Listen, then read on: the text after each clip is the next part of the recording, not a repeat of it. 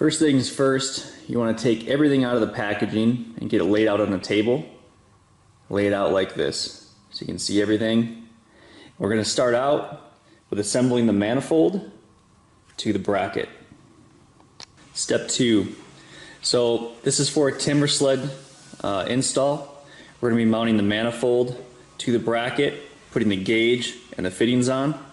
And you're going to need a 3/8 combination wrench, 5/32 Allen, an 11, 14, and 22 wrench.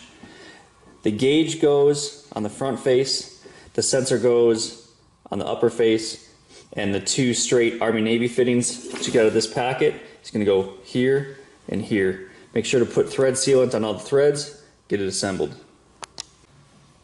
Once you get the manifold assembled, it should look like this.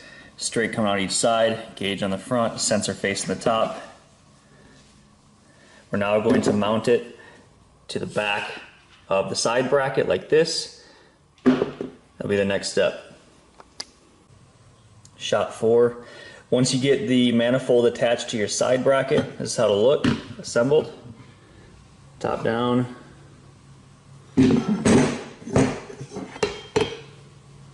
We're now going to grab the other side bracket and assemble the bottom mount. So, step 5.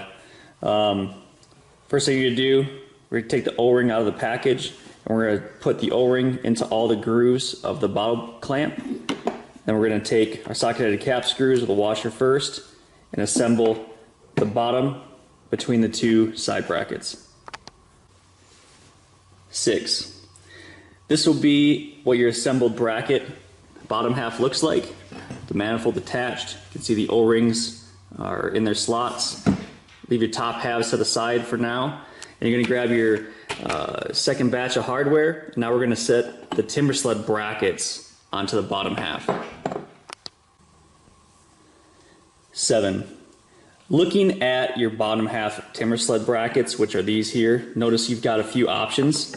So on the mountain horse setup, on a skinny, you're going to be going to the inside holes on all the brackets, so make it as skinny as you can. If you're going with a standard LT, the wide one, then you go to the outside holes.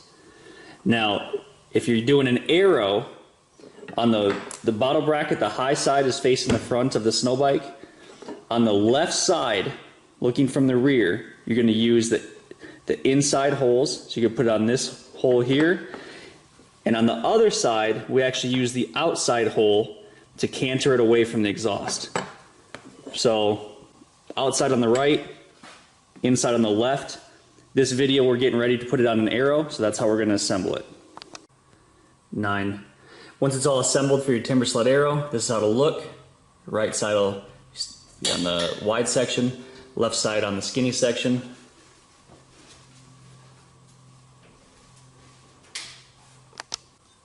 10.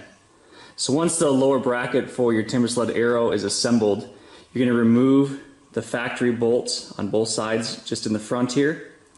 And then you're going to drill it to a 5/16 hole. Then go ahead and set the bracket over it.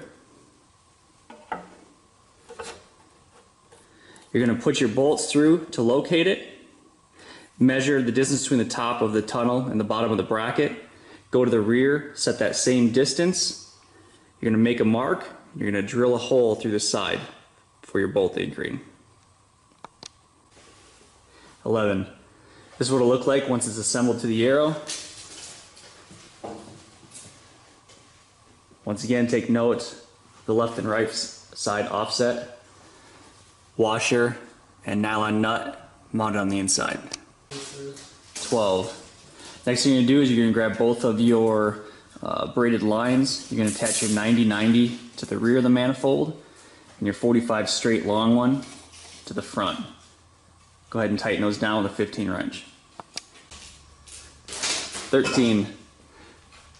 Then you're going to grab the bottle and the top clamps and bolts. Go ahead and get the bottle mounted to the bracket.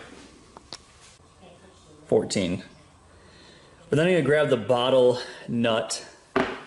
This ends up going through here, but we have to attach the Army-Navy fitting to this first. So we're going to put Loctite on these threads, attach it to here, put it through and attach it to the bottle. Once you get the bottle nut assembled, go ahead and tighten it to the bottle and then attach your 90 line to the Army Navy fitting.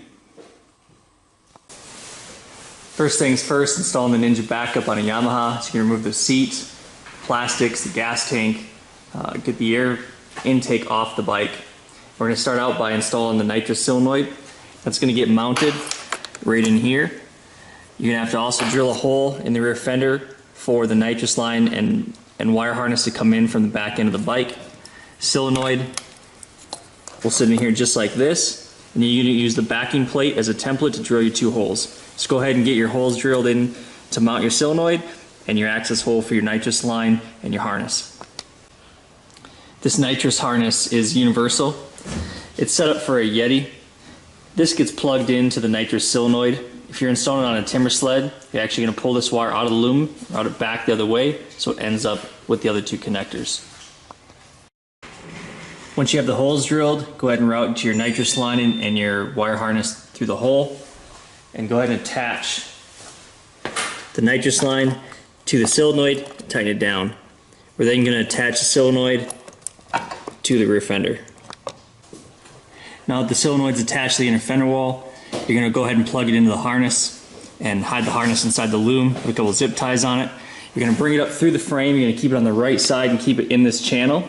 You have to be very important to keep it in that channel because it can get squished by the fuel tank in the seat. If you get pinched wires, you have all sorts of problems. So go ahead and move on to that next step. Following the same path as a wire loom, you're going to go ahead and get your blue nitrous line and install it to your solenoid.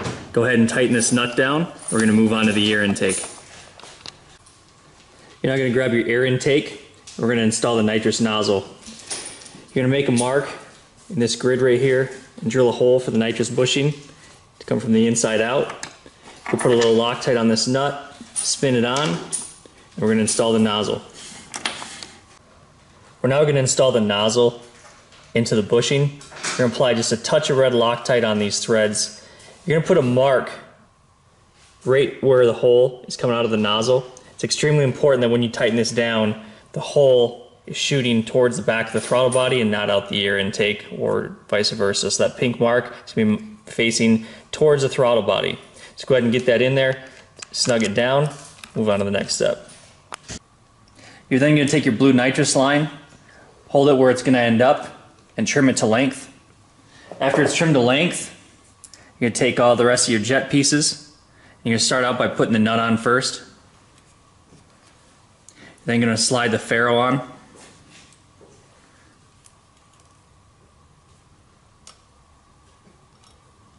Come on. You can put the anti-crimp in the end.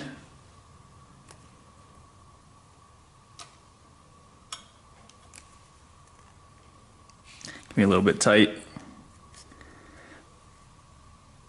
There we go. Then you gotta put the jet on the end of there.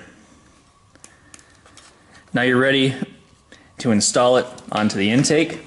So you can put that in just like this. Be extremely careful not to spin the nozzle. So you're gonna hold it with a wrench. Just go hand tight. Make sure to put a drop of Loctite on these threads so it can't come loose over your season of riding.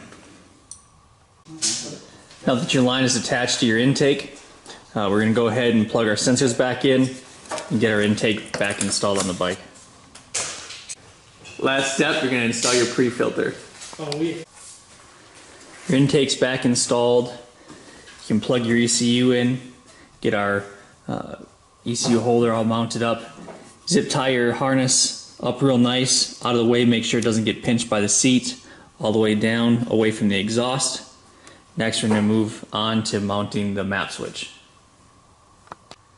Now that the map switch is attached to the handlebar, route the wires along the factory lines, come in between through here, and connect your bullet connectors that go to your nitrous harness. Now that you're at this point, you're ready to reassemble the bike, starting with the gas tank, plastics, and seat.